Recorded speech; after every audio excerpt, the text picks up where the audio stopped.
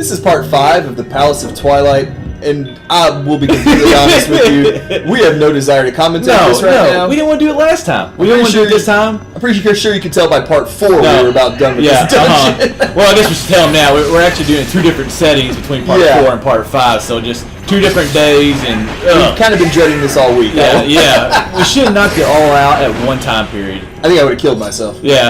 So as you know, if you probably listened to the first 4 parts, where you just are not big fans of this dungeon whatsoever.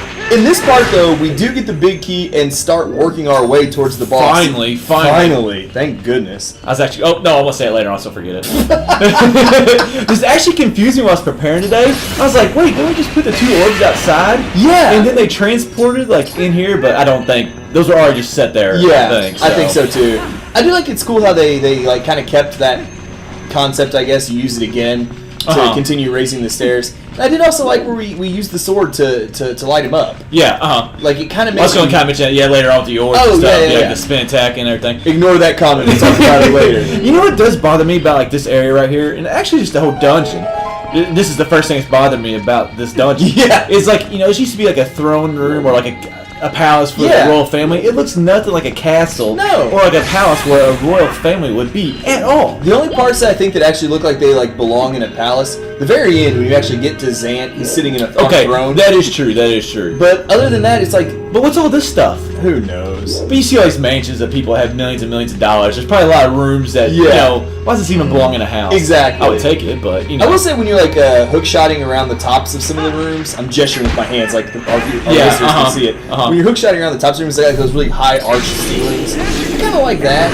It almost makes it look more like a church or a cathedral, honestly, than a castle. But that's a nice And one thing I like up here, and this is how bad this dungeon is, I actually just like something simple, like being able to do a spin attack and light these orbs right here. Well, this is one of the cooler things, right? Well, I thought you were going to do it right there, but you didn't do it right there. Well, you say you do a spin attack and hit the orbs. I kind of miss a time or 2. Well, I don't think what happens is I think you keep on walking off because like your momentum from the spin attack takes you like off of the platform. Yeah. I think you have to be on there to like actually get to light up and work. Yeah, it took me a try or 2. Damn, I definitely went a little bit early on that one, maybe like a minute or 2 actually. Oh well. Going early is never a problem we have, don't worry. But I will say, though, like, I mean, I kind of struggled, like I said, hitting these, but at least hitting the orbs, too. Well, you keep on walking off I know. after you do it. I do think it was my momentum. I think you're right. Well, like you kind of went like that way a little bit, then who knows? Yeah. But I think at least by including the, like, using the lit-up sword to hit the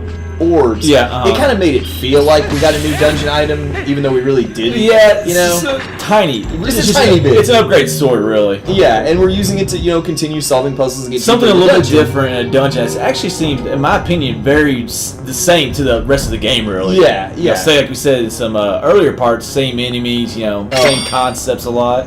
Tell you what, there are a ton of these flying enemies out here now. You'll see me try to hit these 2 orbs about 7 times second getting attacked. They just keep on coming at you. And in City in the Sky, you'll remember a lot of times I sat there and shot a lot of them. Just because that's what they do. They continually come at you and they just get on your nerves. Yes, they do. That shadow waterfall, though, does look awesome in the background. It looks really cool, and it looks even cooler when we actually go through it here in a little while and get to the other side of it. One of the only visuals, maybe the only visual I like in this entire dungeon. It's a pretty short list. No, it's definitely a short list. Yeah. Oh. Like, see, I think it looked like you stayed on that time, so. Apparently didn't stay on enough, but I will say, like, this approach to the boss, like, feels like the way an approach to the boss should feel like. That is true. Because there are so many enemies. Like, out here, there's all the flying enemies. A little later in this part, or actually it might be the next part, we'll fight a whole swarm of the shadow beasts. Yeah, I think it's the beginning of the next part, too. But, like, it just feels like, we're approaching a boss, and he's got all his minions protecting him here. And I do love this outside area. Like, it's just very epic feeling, very big, and, like, what is this? Like, like, what is this part right here? Yeah. Oh my God! Look how big this place looks like. Yeah, it just looks out like towards nothing. Really. Yeah. Maybe like there should have been land, like out there beyond the horizon or whatever. I just wish they wouldn't have had that stupid Twilight out there everywhere. Well, I still wonder if that's always there. Like, I don't know if it's always like this here, or if this Zant has, we talked about this in some of our earlier parts, if it's just always like this, or if Zant did all this. I think it's always like this because it is the realm, Twilight Realm, so I figure it's always then why would you have a And by the way, after you just missed all 3 of those light orbs right there, you can never make fun of me about my fight to gain and continually missing those light orbs. No, I thought the spin attack would get all 3 of them. You swung so early. I whiffed on every one of them. I was like Jose Canseco trying to hit a softball pitch. Yeah. Expecting a 90-mile-an-hour fastball. Yeah, exactly. Definitely cut a little bit early, that's for sure. I'll tell you what, I got tired of fighting these stupid Zant heads too. They're like, they're all over the place. I mean, they're not hard. It's just that they're just annoying. I mean, there's a lot of repeat enemies in every single dungeon.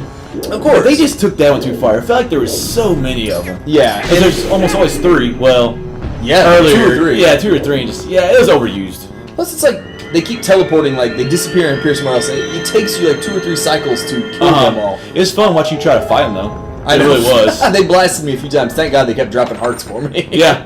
God, I do love this. I do love this area right here. Just like the whole... You can't really see that much beyond like the Twilight, but just... I don't know, it's a really nice deck, I guess. Yeah. Not really made of wood, but... He's got a nice front porch. Yeah, that's a lovely patio this guy's got. That's about I want that shadow waterfall. That would look awesome on my patio. And I do love like using the sword to finally get through it. Like it's like we could kind of see it earlier from the very beginning of the dungeon when we were outside, but now we're finally like. What I love is right here, and how you somehow think an arrow to a hook shot is going to accomplish something in this game. I thought I had a rope tied to that arrow. Okay, leave me alone. Okay, now that would actually be pretty awesome. But yeah, that's kind of similar to the concept of the hook shot. It really is. If you had like a string tied to arrow, string, rope, be string. What takes a string to get you? That's not going to accomplish much at all. But definitely. I'm going to shoot this hook shot target with this arrow to beat the string. Yeah. That's going to hold me. But I just liked my first commentary screw up ever. yeah, definitely. We never screw up on commentary.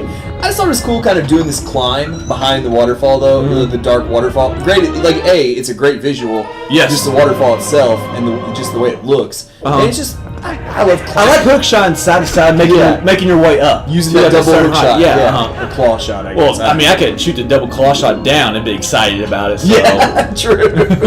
It reminds you a little of City in the Sky when you do something like that. So. Yeah, And we know we love City in the Sky. I'm a huge fan. So I'm a huge fan. Any connection to that? Time. You want to talk about other dungeons while we're in this dungeon right here? Well, we'll get a chance to start with the Force Temple, then go through Goron Mines. Let's go through the rest of them. Oh, don't get me started. I got some complaints about some of these dungeons now that I'm playing through this game again here recently. So I won't get off on that. Now, I really do like this room right here. This is a platform room, right? Yeah. Or did I go too early on this? Well, we got some shadows. Well, we got to kill some shadows. And I screw up because there's 4 of them this time. And do you still have to kill the last 2 at the same time? Yes. Okay, even when there's 4. Okay. Because like that one just brought 3 of them back to life. Yeah. Like a person I don't like. Well, you actually, I always used the wolf because for some reason I just could not get him with the sword. Yeah. You never do it, so I always use the wolf, but you actually use the sword the rest of this commentary series, and you actually do pretty good with it. Yeah, this way, like I used the sword the first time and kind of screwed it up. So I was like, screw this, I'm turning into a wolf because you get that charge. Yeah, you get that charge. It's so much easier. You got like a range that you can circle inside of, obviously with the little graphic right there. Yeah, and they still beat me up a little bit. It wasn't too bad. Happens. Dude, when I fought those guys on the Bridge of Eldin, and I think you had to find them as Link because you can't transform to a wolf at that time. Oh, dude. Oh, man. It was like a 30-minute process. It was horrible. Yeah, put that spin attack to good use. And I never fought him again with a sword the rest of the game. There's no point. No, I mean, there isn't. Once you get to the point where you can transform back and forth, there's no purpose even. But I was saying earlier, like this platform room actually reminds me a lot of the room that is in Tower of the Gods in Wind Waker, like where you have all those platforms, you're jumping back and forth. Really very similar. You've got the whole neon lights, also relaying back to the Tower of the Gods. And I'm a big fan. Like there are not a whole lot of moments in Zelda games where you're kind of doing like this platforming action where you're jumping, like almost like Mario-like. Yeah, it does feel like Mario. I mean, obviously not quite like that, but but you know, I understand the concept you're saying right there. So it's like more of a jumping puzzle. Instead of the normal Zelda style, push this brick to hit that switch, type puzzle. It's just a nice little twist, just something to liven up this dungeon a little bit. Which probably was my favorite room in this dungeon. Man, it was you know, if you count... Which is not really saying a lot, because there's not been... I mean, the competition is not strong in that category, but... If you don't count all the times I fell off or got shot off... I love that design right there in the back, too, on the wall. I don't know what awesome. The heck it is. I wish it probably does have some... I would like somebody to actually break that down someday. Yeah. Somebody else. Yeah, not us. Like, what is the pattern? Yeah, I'm sure it has something to do. I'm sure it makes sense.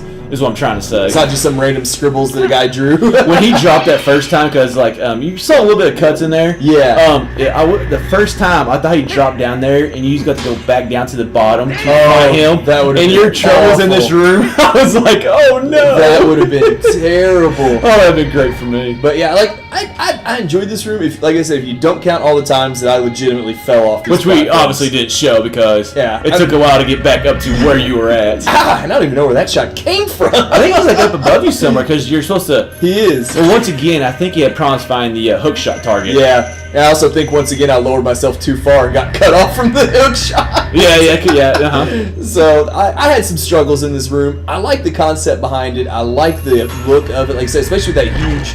I just take that. But sometimes if you swing that sword, sometimes you can fall off. So sometimes it's just better to take the hit and get out of there. Yeah, just stand there. Yeah. So it's that's my approach to a lot of Zelda games. Just take the hit. Okay, if I can hit once, it's like half a heart. It's not going to do that much damage to me whatsoever. Yeah. Now obviously that's added up a little bit, and I'm down to less than half my health. I'd rather get hit than fall off this ledge. I have to go back all through this stuff again. That was pretty much my thought process at this point. It feels like such a waste though, going through all that and getting a key. I know, like that should be where the big key was. Yeah, like that. We also liked where the big key was too. I think we should got like a weapon or like at least a piece of heart or something. I don't know. Okay, piece of heart been good, but it was kind of obvious though. At the same time, it's like right there in front of you. Yeah, that's a good point. I don't know. It did feel anticlimactic. The heart pieces were in the dungeons somewhat tough to get in this game. Yeah, and I really enjoyed how like we climbed all the way to the top of this room to kind of finally make our last approach to the throne room. And this wraps up part 5.